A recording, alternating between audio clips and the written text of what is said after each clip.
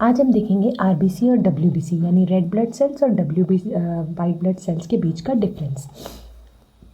अभी तक हमने आरबीसीज पढ़े तो हमने क्या देखा कि आरबीसी रेड कलर की होती है but white blood cells colourless होते हैं, इसका कोई स्पेसिफिक कलर नहीं होता।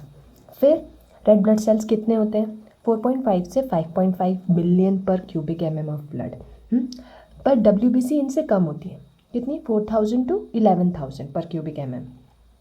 फिर साइज में आरबीसी का साइज कितना था? मैक्सिमम 7.4, आइडियल कितना होता है? 7.2 माइक्रोन।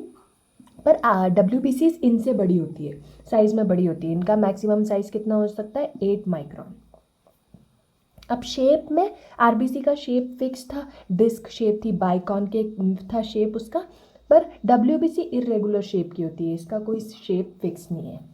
फिर आरबीसी में हीमोग्लोबिन होता है, डब्ल्यूबीसी में नहीं होता। फिर आरबीसी में रेड ब्लड सेल्स में न्यूक्लियस एब्सेंट होता है, पर डब्ल्यूबीसीज में तो होता है। फिर ग्रैन्यूल्स यानी ऐसे सेल के अंदर जो छोटे छोटे ऐसे पार्टिकल्स होते हैं, ग्रैन्यूल्स, रेड ब्लड सेल्स में तो नहीं होते पर डब्ल्यूबीसी में होते हैं।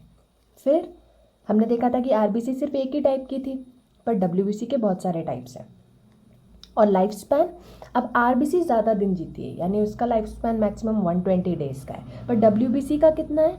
ये मैनी टाइप्स के है ना, तो हर टाइप अलग अलग टाइम, उनका लाइफ स्पैन अलग अलग है। तो वो उसकी रेंज कहाँ तक है? आधे दिन से लेके 15 डेज तक। फिर अब इनके फंक्शंस में देख लो।